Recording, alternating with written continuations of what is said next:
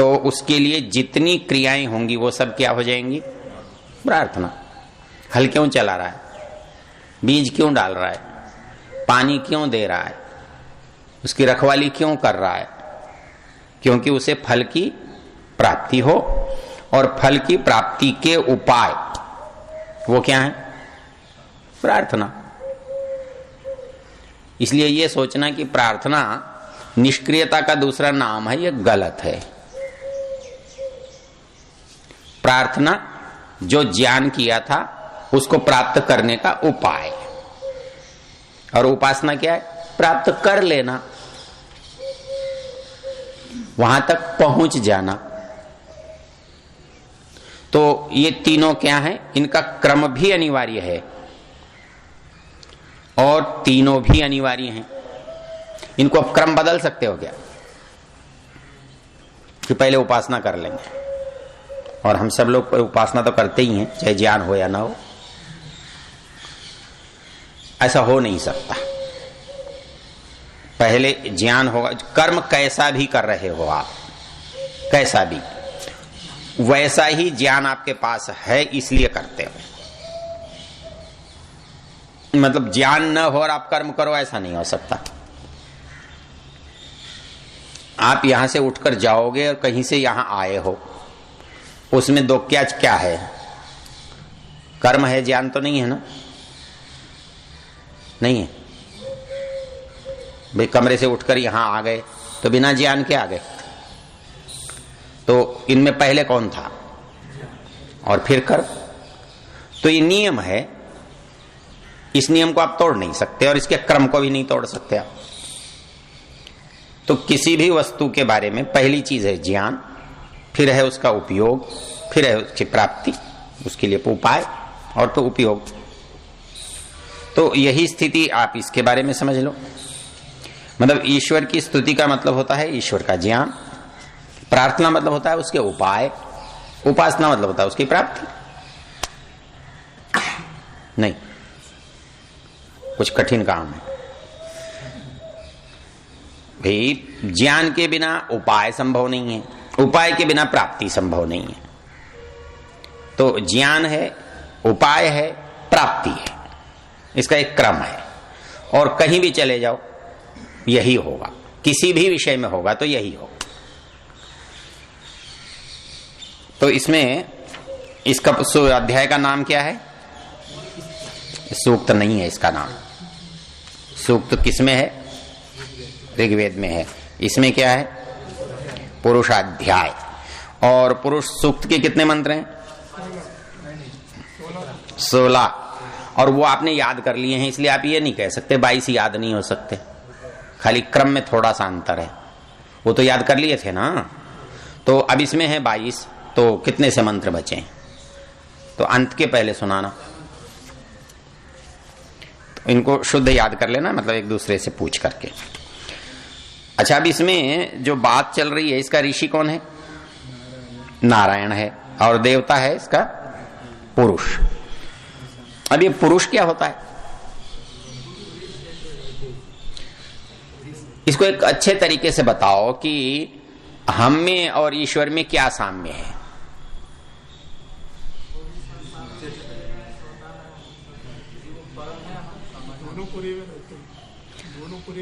हाँ, मतलब क्या है कि दोनों की समानता सूचक शब्द क्या है?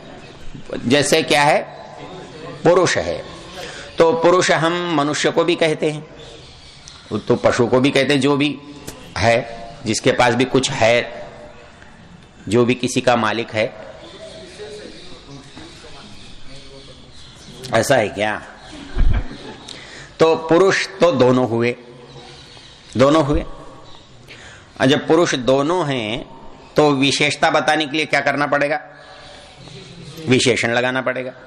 तो विशेषण जो लगेगा वो लगेगा वहां, योग दर्शन का सूत्र बोलो।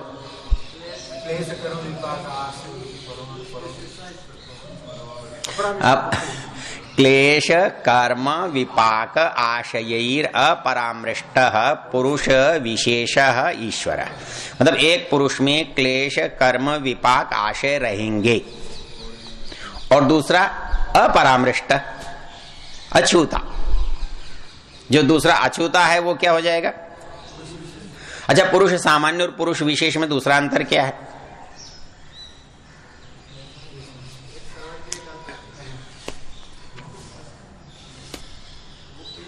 एक और बहुत, अनेक। तो पुरुष सामान्य होंगे तो सामान्यता बनेगी किसमें? एक में तो सामान्य बन नहीं सकता, तो सामान्यता किसमें बनेगी? अनेकत्व में। इसके लिए उदर्शन की पंक्ति बोलो। सामान्यम सामान्यम एकत्वकरम विशेषस्तु पृथकत्वकृत तुल्यार्थता ही सामान्यम विशेषस्तु विपर्ययः। जब आप विशेषता बताएंगे तो भिन्नता होगी,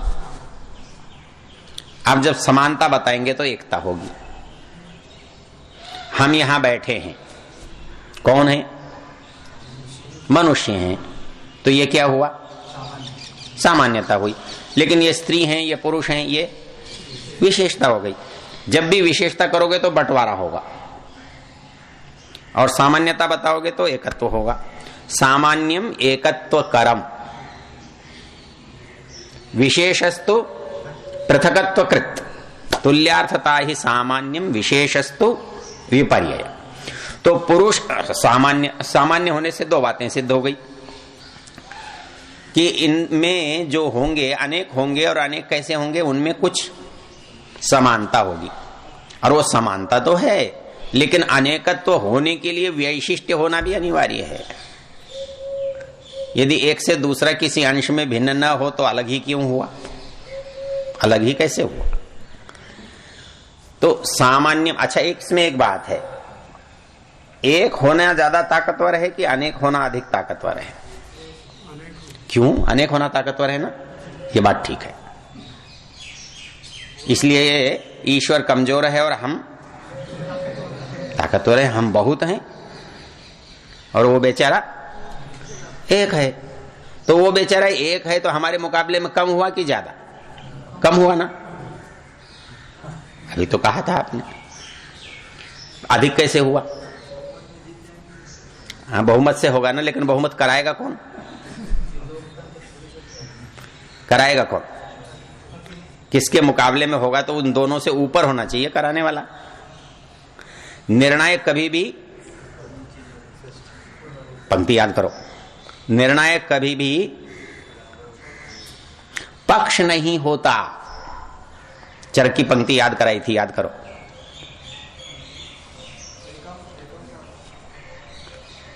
मैवं वोचत तत्वं ही दुष्प्रापम पक्ष संश्रयात। जब आदमी पार्टी बन जाता है तो वो जज नहीं होता।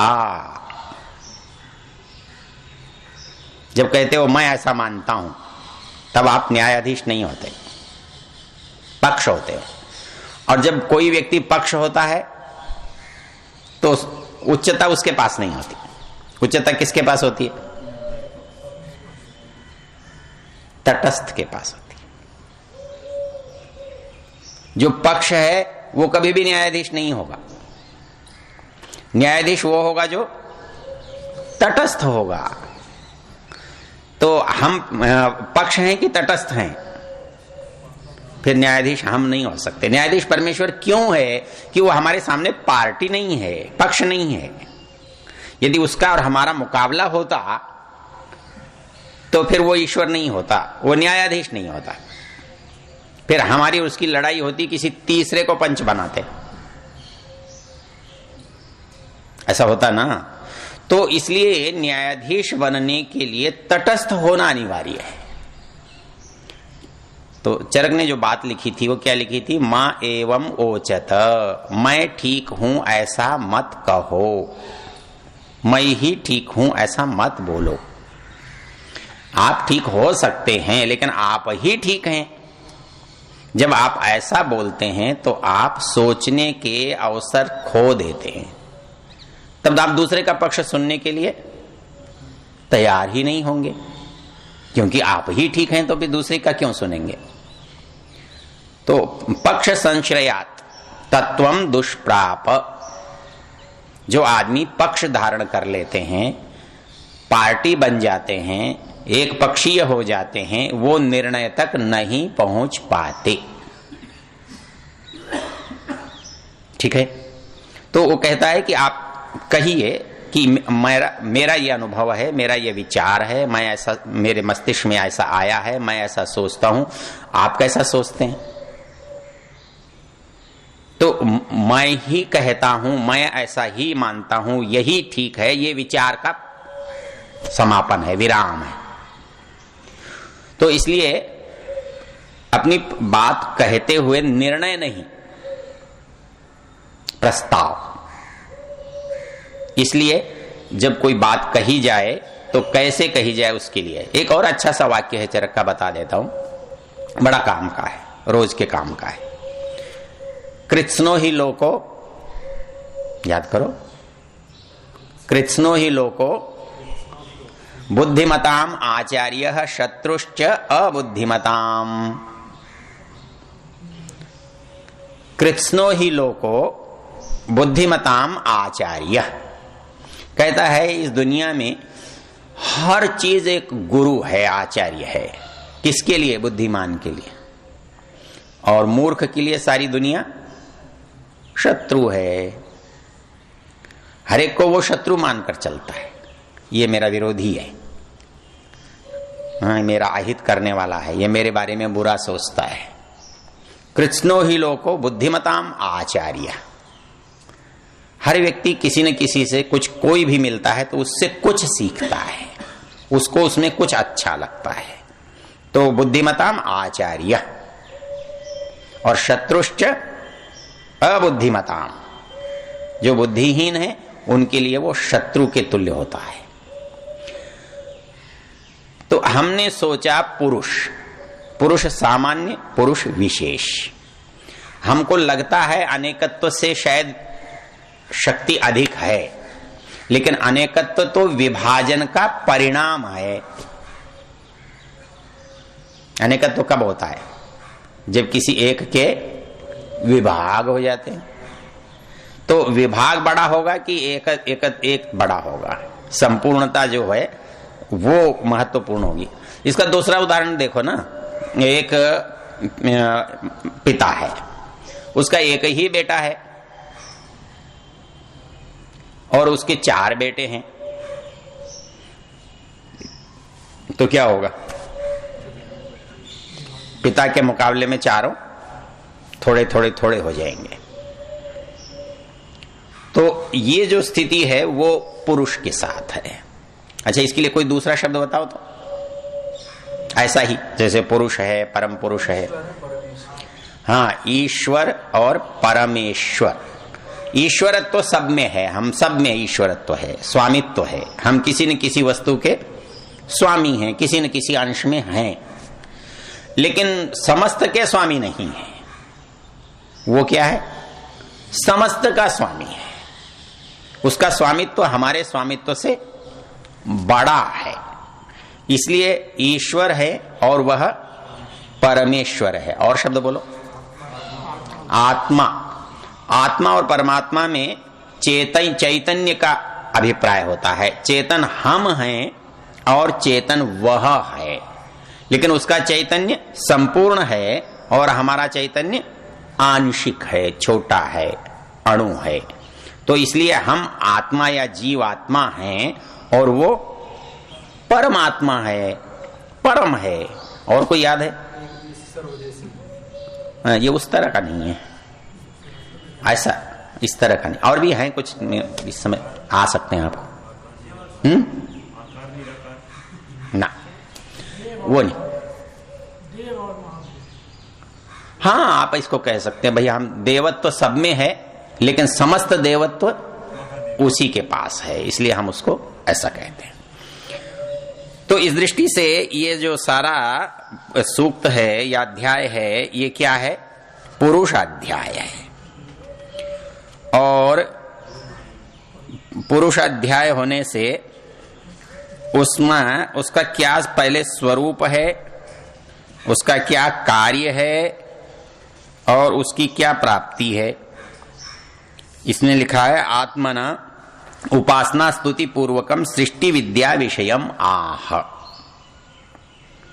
एक चीज बताया था ना, पुरुष देवता होने से क्या होगा, पुरुष उसका अध्याय का विषय बन जाएगा।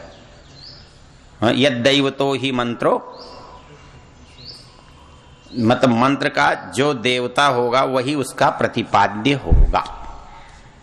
अर्थ करते हुए 3 बातें बताई थी, याद कर लो। मंत्र का अर्थ 3 बातों से करेंगे। कौन कौन से? प्रसंग से,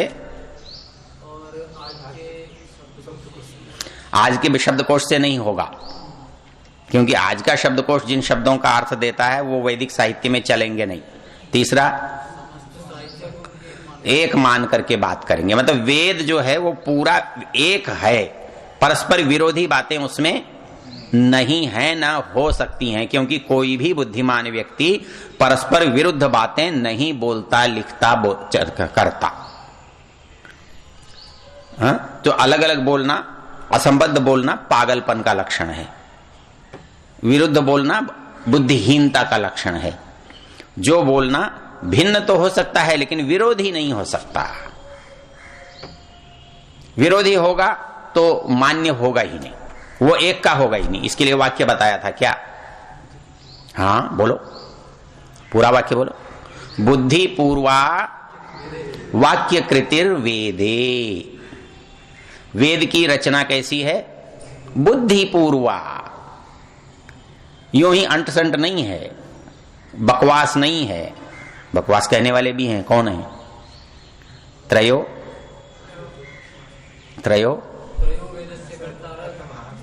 आगे क्या? त्रयो वेदस्य कर्तार भांड धूर्त निशाचरा। ये हमारे चारवाक लोगों ने कहा कि वेद के बनाने वाले भांड हैं, धूर्त हैं, निशाचर, राक्षस हैं। और वो सब क्या है? उनकी आजीविका का प्रपंच है। खैर वो अलग विषय हो जाएगा। तो बुद्धि पूर्वा वाक्य कृतिर वेदे। वेद में जो कुछ कहा है वो बुद्धि पूर्वक कहा है, और यदि उसमें बुद्धि पूर्वक नहीं है तो फिर वेदत्व नहीं रहता। इसलिए बुद्धि पूर्वक ही होगा। और क्या एक वाक्य था? इसको जानने के लिए कौन सी चीज अनिवार्य थी भला?